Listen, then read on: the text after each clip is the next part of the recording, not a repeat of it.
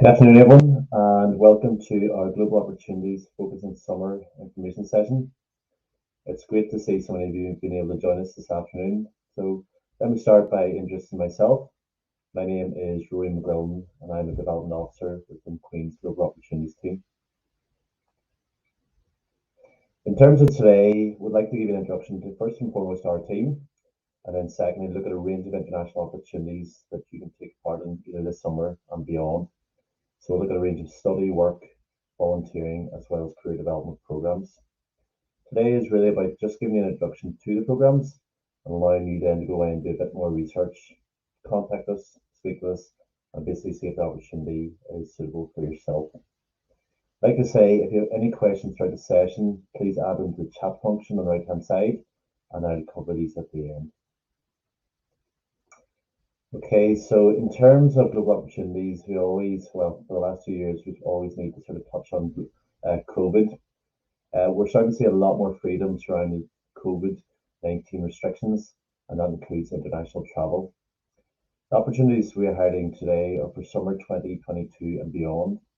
So although international travel may seem a bit more complex, hopefully restrictions will continue to ease and we can travel more freely. On that note, we would always recommend that you research anywhere that you're traveling to, and a great resource that is available is the Foreign Commonwealth and Development Office website, or FCDO. At the end of today's session, I'll share the link to it, as well as a lot of links and websites that I'll cover in today's session.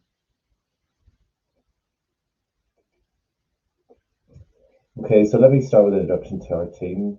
We are a team of 5 that are based in the Student Guidance Centre.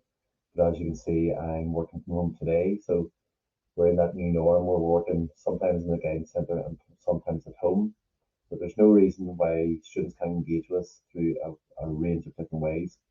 So we speak with students on a daily basis through phone calls, video calls. We have weekly drop-in sessions on a Tuesday and a Thursday, and we have a range of information sessions similar to this. In terms of our main aim, we're there to support students in gaining international study, work, and volunteering experience during their time at Queen's University.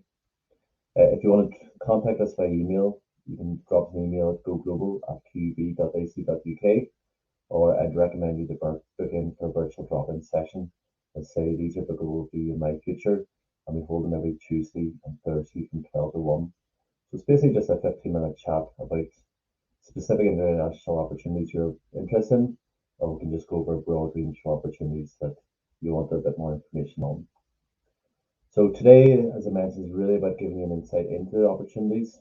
We'd encourage you to review the information in more detail and then contact us if you have any further questions. Okay, so in terms of today's session, I'm going to split into a number of different areas. So we're going to start looking at the opportunities that are available in North America. We're then going to look at opportunities across the rest of the world, and we're going to finish by highlighting some of the career development programs that are available in Northern Ireland and on campus that have an international dimension to them. So in terms of North America, the first program I'm going to start with is a very light one. It's the American summer camps. As well as America, there's a development in Canadian as well as Chinese summer camps that we're starting to see, and they are very, very popular.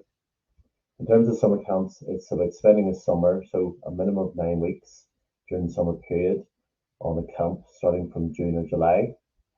There's a range of different roles available, so you can be a camp counsellor, you can be a specialist, whether that is in terms of sport, it could be drama, it could be music, or it could be something that you have a talent in. Or if you're not, if you're not comfortable, or if you don't want to work with the kids on a daily basis, you can work as a support staff.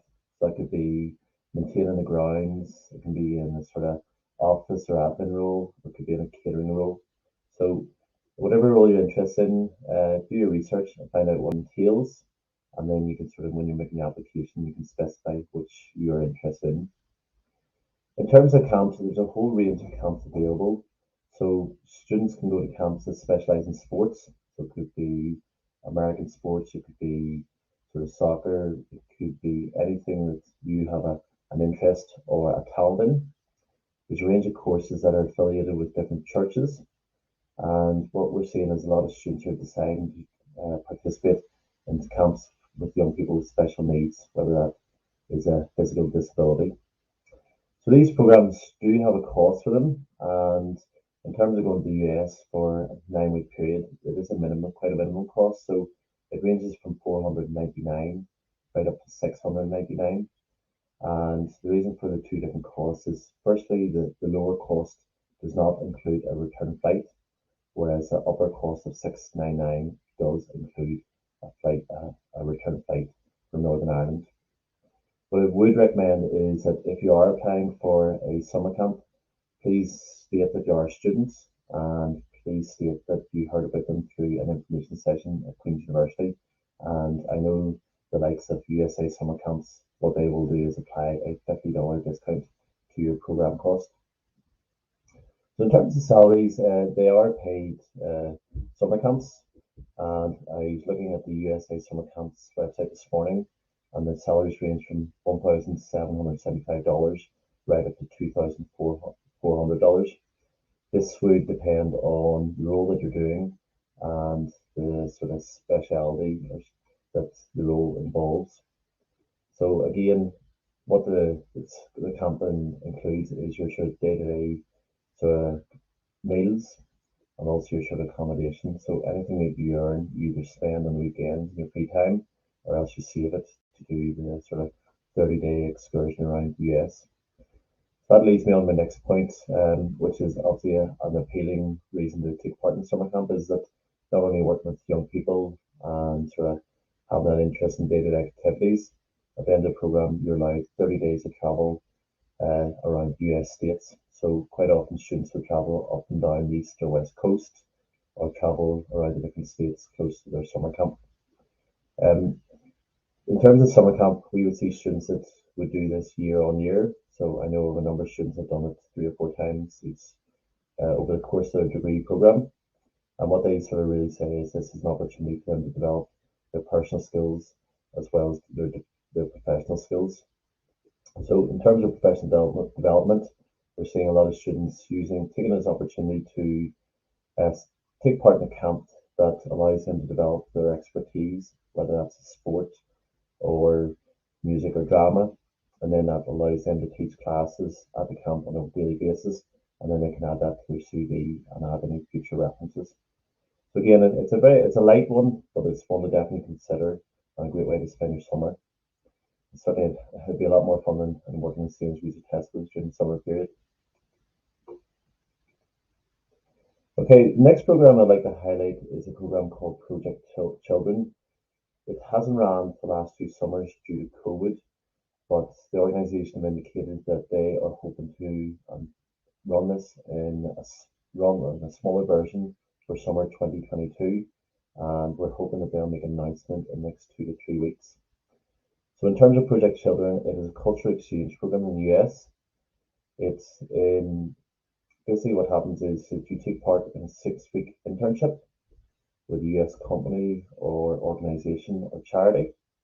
During the 6 weeks in the US, you live with a host family, and they obviously give you that cultural immersion. They take you around the city or town that they live in and show you the best of the US. This year, as I said, it is a reduced program, so we're hoping that when they do advertise it, there will be approximately 10 to 15 places available. And in normal years, there would have been 35 to 45 places available. So after sort of summer 2022, going forward in 23 and 24, we're hoping that it'll sort of increase to the normal size of 35 to 45 places. So there are eligibility criteria that once it's advertised, you need to check to see if you are eligible. But one of the fantastic things with this program is not only the personal and professional development, but the funding that is available. So the project covers your return flights, transfers, medical insurance, accommodation and food. But they also offer a small weekly stipend of $150. So although it is not a full-time paid internship, you do have that stipend to sort of provide you with some money for the weekend and things to do in free time. But also you can then pay for your own sort of costs to and from your internship. So there are some costs that you need to bear in mind. So there's a program fee of approximately £100. There's an additional fee of $160 for your J1 visa. and travel insurance to cover your belongings, which is optional but obviously recommended if you're bringing expensive equipment such as laptops or iPads. On top of that there, if you want to bring some additional spending money over the $150 stipend, then that's up yourself. As I say, keep an eye out on their websites and keep an eye on the careers events page, and we'll certainly promote this as much as we can when we receive notification from the organisation. The next organisation I'd like to draw your attention to is the Rhode Immigrant Centre, and this is an opportunity for not only summer but also sort of more long term, so for up to a year, either as an undergraduate or as a recent graduate. The Rhode Immigrant Centre are based in Boston. They have a member staff who lives and works from Northern Ireland, and they have two J1 intern visa programs. So the first one is for any nationality, and this is for students who want to work for up to a year, starting from the summer period in the US. The main sort of caveat to this program, this intern visa, is that you need to have an internship or a placement already lined up with the US organization. The responsibility is therefore on the student to source that placement and then contact the centre about getting sponsorship for the visa. They do have a second program, and this is aimed at final-year students who are going to graduate in the summer and want to begin a one-year internship in the US for up to a year. The program is for, as I say, students with an Irish passport, and they can travel out to the US without the work lined up or with a placement lined up, and the centre will then process the J1 visa. The reason that this second element is only open to Irish passport holders is that the US government have an arrangement with the Irish government to provide the visa for these students without work lined up. The Rhode Immigrant Centre are holding an information session on Friday, the 8th of April, and they'll go through both programs in more detail and then obviously share sort of some examples of jobs that students have secured, and they'll provide advice on how to approach US companies, put yourself forward as a student for an internship, and make prospective applications. So if you are interested in working in the US for a year, I'd certainly recommend coming along to this information session on Friday, 8th of April, and getting more information on the centre and their visa sponsorship program. So in terms of other opportunities across the world, I'd like to begin with a program called Think Pacific. Think Pacific is a charity and non-for-profit organisation based in the UK as well as Fiji. In recent years, we have been advertising virtual internships with organisations because students haven't been able to travel to Fiji and take part in their in-person expeditions. But they have announced sort of recently that they are able to take students out to Fiji to take part in volunteering expeditions. The organisation worked very closely in partnership with the Fijian governments, local organisations and local businesses. And what they do is they provide students with projects to support the Fijian government and these local businesses and organisations. What students are able to do is to travel out to Fiji for a 1 month period and complete a cultural immersion program in a rural village. And you'd be working on a range of different initiatives and different projects. So you could be working with young people, you could be working on building projects, conservation projects, you'd be working with local sports organisations and health and leadership programs, and basically giving back to Fijian society. The project includes your food, your accommodation in the village, 24/7 support from the organisation, and weekend adventures and activities, as well as domestic travel within country. The costs that that there is for this program, quite a lot of it does go towards the charity, and all the details on how the money for the program is spent is available on the organised website. The flights are not included, so that's something that needs to be borne in mind. We have a sort of worked out cost and it comes to approximately 3,000. So it is a significant cost to this volunteering expedition, but there is potential touring funding available from the university, and this can range between £500 and £1,800 depending on your own circumstances. So it is one to consider, but we would ask that you consider it very quickly because the deadline for applications is next Monday, the 20th of March. And again, at the end of this session, I'll include a link to the organisation and expedition so that you can look at the information and make a decision on whether you would like to make an application. Okay, another worldwide opportunity is a program called IIASD, and these are worldwide placement opportunities for students from a STEM background, so your science, technology, and engineering and maths related subjects. The placements can last anything from 6 weeks over the summer period right up to 12 months. As I said, it is mainly for STEM subjects, but it does include psychology. This program is open up to any nationality and any undergraduate student or postgraduate student.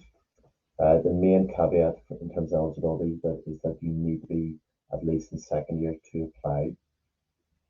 In terms of jobs, there's a whole range and broad range of opportunities available. So you could be working with a private company, you could be working with the university departments, or you could be working with a government body. In the past, we have seen students work in universities across the US and China. We've seen students work in a range of countries with government bodies, and we've seen companies work with a range of companies such as Volvo, Nestle, and some huge organizations, as well as sort of small entrepreneurial and startup companies. In terms of support, so what we ask students is to register with the IIASD Global Network, and they'll provide information once you register on how to choose an employer, applying for visas, finding accommodation, and settling in your new country. So if you are successful in securing a placement, you would then be introduced to the local IIASD network. So we have one in Belfast that supports students coming to Northern Ireland on an IIASD placement. And similarly, if you were to secure a job with Volvo in Sweden, their local IIASD network would provide information advice on where to live, advice on getting a visa, and also would welcome you at a sort of host events and show you the best of their country. There are costs to the IIASD program, so there's a registration fee of approximately £10, and this gives you access to the IIASD job network and job platform, where you can see all the jobs that are available. In terms of cost, you need to bear in mind that you will have to obviously pay for flights and travel. There will be visa costs potentially with some countries, and potentially vaccination costs and spending money. These are, as mentioned at the very start, these are paid international placements. The pay are not huge amounts, but they tend to be in line with the living costs for that sort of city or location. And so you're not going to make a lot of money, but you should have enough money to cover your day-to-day costs through the program. What I would say is see our website for specific application instructions. And the reason I've mentioned this is that in previous years, the British Council would have managed the program, but they no longer do that. What you students have to do is apply for the program through the main global IIASD network. So say I'll post a link to our website and you can see the specific instructions on there. Okay. In terms of another organization and platform that we'd recommend for summer opportunities is an organization called the Student Language Bureau. The Student Language Bureau are a job platform, and they provide a range of opportunities for students, whether that is a gap year, paid internships, year-long placements, summer jobs, part-time flexible work, or even graduate jobs. When the program or this organization initially emerged, it was developed by two former students who found it hard to get European internships themselves. So they decided that what they would do is develop this platform to showcase internships and jobs, but also provide additional level of support. So they found finding accommodation was quite difficult from their own experience. So this is an additional element that the organisation provides. So they provide advice on not only jobs and opportunities, but also how to secure safe and good accommodation for your international experience. They also provide advice on how to construct a good, strong CV and cover letters, and also provide advice for interviews when you are applying for these positions. But they've been on campus a number of times, so Cameron and the other team members are very supportive of students, and the feedback from students has been very, very positive from this organisation. So if you are looking at a summer internship, this is an organisation and website we recommend. Traditionally, they focus on jobs in Europe, but they are expanding and they're starting to offer jobs in other worldwide locations. Okay, so to finish up today's session, what I would say is that there are a range of career development programs that both take place on campus, take place virtually, but also take place with on campus but have an international theme to them. So I'll explain that just in a wee bit more detail. The first one is a program that we advertised last week. It's called Working Globally from Northern Ireland, and these are paid summer virtual or in-person internships with local companies or Queen's departments that are offering jobs, tasks, or projects that have an international theme to them. So I'll give you an example. A local distillery called Moore and Dew Distillery are based in Moore Point in Northern Ireland. Last year, they took on a student who did a research project, did social media on sort of the US and European markets because the company wanted to develop and expand further into those areas. Again, similarly this year, they have advertised the same role and they're hoping to take a student on for a 4-week period. There are other jobs. So, for example, with our department, we'll take on the students this summer. There will be a recruitment agency based in Belfast, and 2 students will be supporting the US market. And in total, there'll be 10 internships available. This particular opportunity is only open to undergraduates. It is a 4-week period for the internship, and rather than getting a salary from the companies, students will receive a stipend at the end of the internship for £1,000. On Queen's careers website, there are also a range of summer internships, projects, and work shadowing opportunities, and I will post a link to those opportunities that you can sort of look at in more detail. There's a program taking place on the 11th to 13th of April called Insight into Management. It's a program that the Career Service ran for a long time, and then obviously we put on hold with COVID, but we are taking applications and the close date's on Friday. So it's always been a very, very popular program. It's for students that may or may not have some sort of management or leadership experience. We open up to any student, but it'll involve students working in teams, students taking part in business games, and a very engaging and immersive sort of 3-day program. There's a fee for it for £25. That will include all the resources and some catering as well. So if you have an interest in business and leadership and management, I would definitely recommend it. As I say, it's a very, very popular program. Each year, the Washington Island program run an in-person program to the US, and similar to the Project Children program I mentioned, it involves a 2-month summer internship in the US. The deadline for that has passed, but the organisation run program forums, and they currently have 2 advertised for this semester, and it's about young people working together on a topical issue, bringing forward a policy paper and proposals, and then sort of discussing what the theme of the program is, and just basically working in groups on this very interactive program and forum. So again, I'll post a link to that there, and I would encourage students to sort of look at it in a bit more detail and make an application to take part in it. We're also hoping to advertise some summer skills this summer, and it'll be with the University of Utrecht. So I'd say to everyone, keep an eye out on my future, and hopefully we'll either advertise these on either week commencing the 4th or week commencing the 11th of April. So last year we were able to offer 15 students summer school place, and last year it was remotely and virtual, but the students received funding to take part. But we're hoping that this year we'll be able to offer in-person programs, funded in-person programs in Utrecht University. I would also recommend the students keep an eye on Queen's Development Weeks, and I'll share a link to those, and there'll be a lot of very interesting activities and student-led programs and activities taking place during those weeks in June.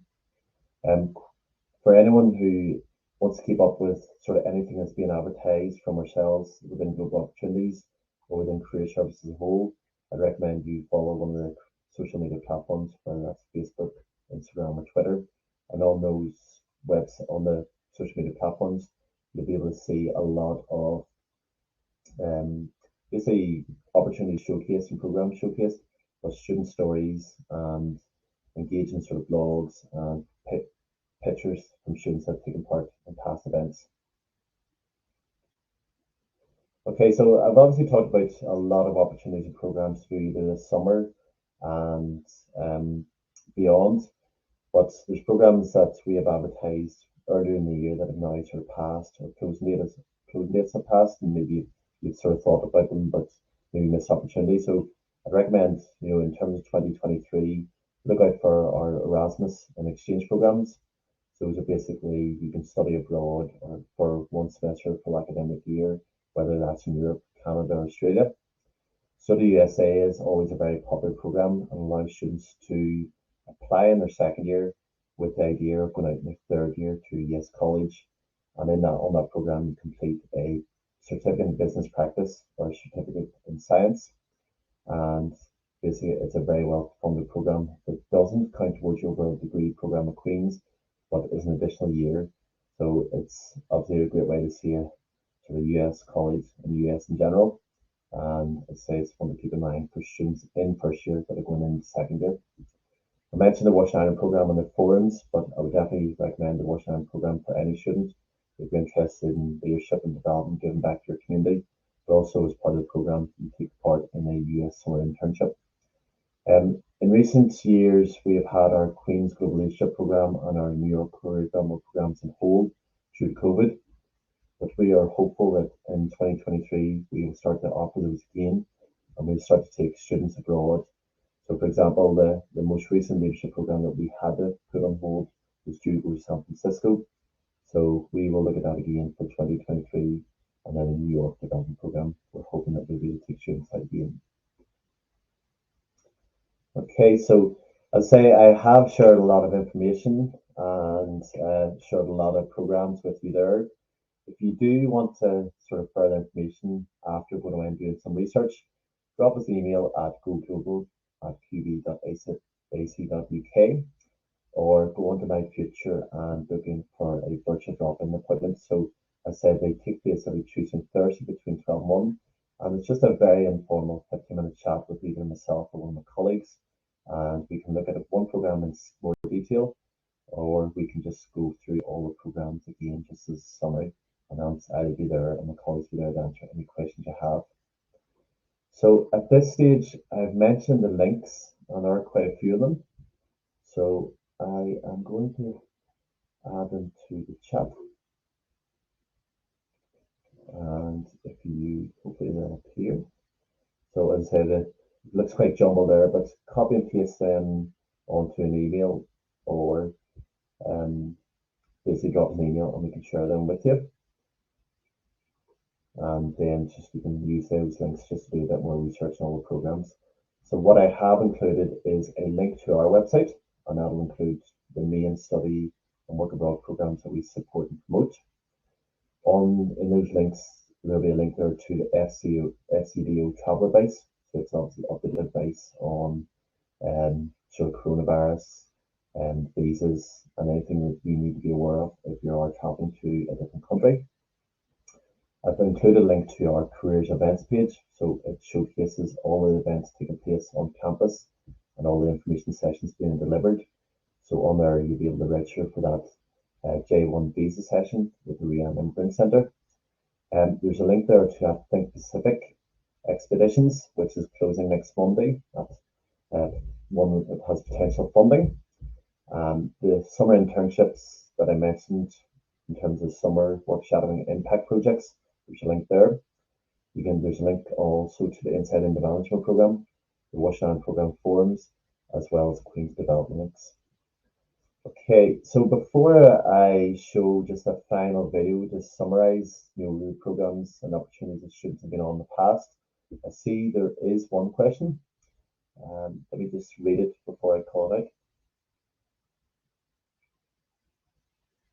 Okay, it's just in regards to, is this session being recorded? It is, and it will be available on the Queen's Careers past events. But what I'll do is anyone who has attended this session or has registered this session, I will send out a link to our YouTube channel, and it'll be sort of saved onto there. And on that link, the email will come from our Go Global email account. So if you have any questions, you can just reply to that. And as I say, myself and my colleagues will reply by email, or you can book in for a one-to-one appointment. So I'll include those links just on email when I'm sending that out. So I'm going to show a short video.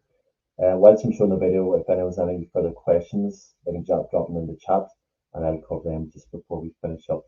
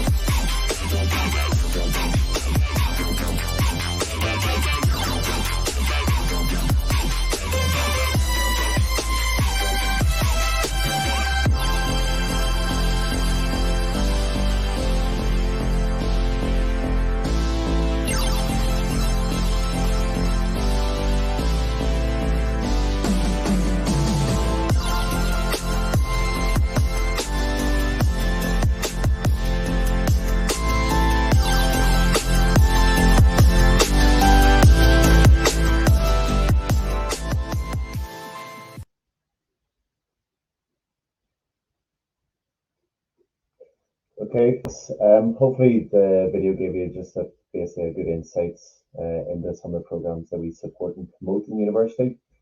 As I say, if you have any questions, please drop them in the chat just before we finish off here. And if you want to book in for drop-in appointment, just book one through my future. I'm just going to finish up. Okay, there's a few questions, so let me just address that. There's a question in regards to Project Children, and it is in reference to, is the only accommodation option living with a host family? And the answer to that is yes, the only option is to live with a host family. But it's a good question, because when we mention living with a host family, quite often students are put off by this. But speaking to any students who have been on this program before, quite often what they would say is living with a host family was the best aspect to it. The host family would take you around sort of their town, their city, treat you as part of their family, and show you, the best of American culture. So I think a lot of students are maybe initially hesitant with that, but I would definitely not let that put you off making an application once it is sort of promoted and advertised. The second, there's another question there just in regards to Think Pacific. So is the Think Pacific deadline for summer 2022 travel only? Yes, Monday's deadline is for a summer expedition this coming summer in 2022. If we aren't able to travel this summer on that expedition, we would say just keep in contact with ourselves, and hopefully we'll be able to advertise funding for future trips in 2023. Okay.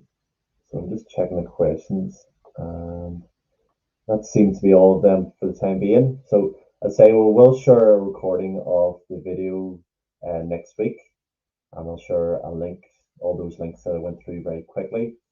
But like, thanks very much for taking the time to join us today, and we look forward to hearing from you in the future. Thank you very much. Bye.